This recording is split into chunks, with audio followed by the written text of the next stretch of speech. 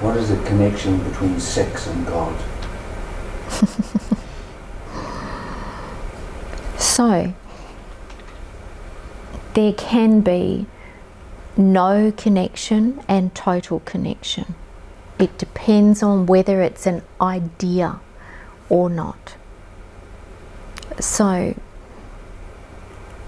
sex and sexuality is part of the process of the human form and part of the process, both individually and connecting. When we discover the depth and the truth of our own self, that discovery is God. And so through this sexual active connection can be an opening into God. So there are certain practices and Tantra practices that have this depth of being present here. Again, it's present here with yourself, meeting the other here. So whether that's in friendship, whether that's in sexuality, whether that's in,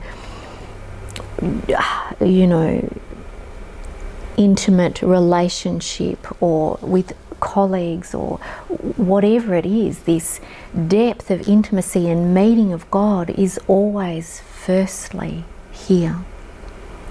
So some people use the idea of meeting God through the act of sex in order to have a reason for more sex. But that's not really what's being pointed to. It's the meeting of God or grace or truth or life or self, this that is divine here.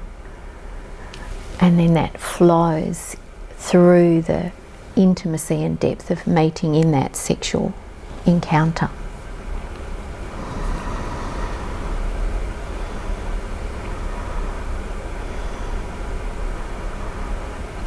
So we can see that if sex is being used to meet God, we're missing the point.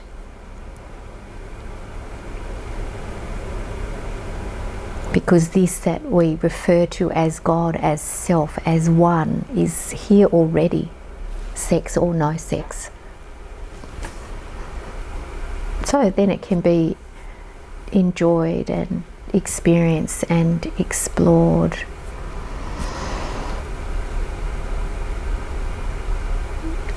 And the depth of union can be explored without using it to try and find God. So I'm not sure if that actually answers your question or not. It's just I'm aware that some people use certain practices to try and have an experience, of